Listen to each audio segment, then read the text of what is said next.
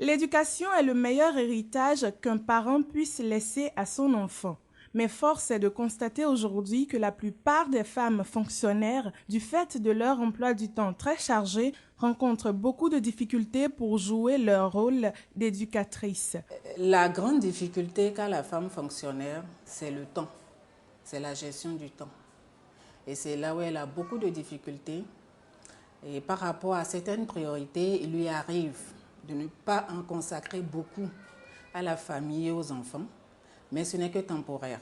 Ainsi, plusieurs actions sont menées par le ministère de la Famille pour une meilleure implication des parents dans l'éducation de leur progéniture. Je pense qu'il y a une direction technique du ministère, c'est la direction de la famille, de l'enfance et de l'adolescence qui conçoit des programmes et projets pour la mise en œuvre au niveau des services déconcentrés. Nous avons également des émissions radio que nous organisons.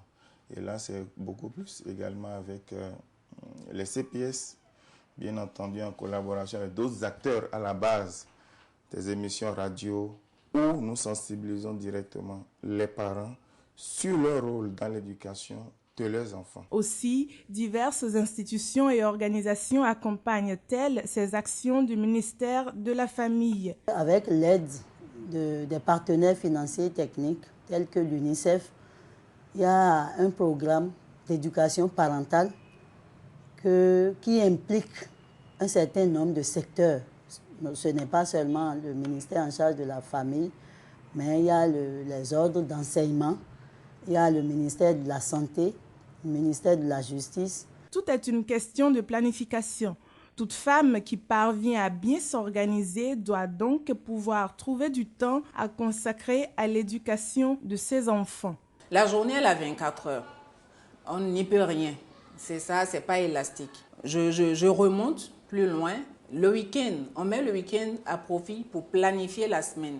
Souvent, quand on rate la planification au niveau du week-end, la semaine, on ne se rattrape pas. Le grand conseil à donner, c'est d'avoir une bonne planification pour mieux gérer le temps à accorder au travail, le temps à accorder à la maison et d'essayer de mettre la priorité pour l'éducation des enfants dans la mesure du possible. L'éducation d'un enfant n'est pas exclusivement le devoir de ses géniteurs, mais aussi celui de toute la société. Car comme le dit Victor Hugo, chaque enfant qu'on enseigne est un homme qu'on gagne.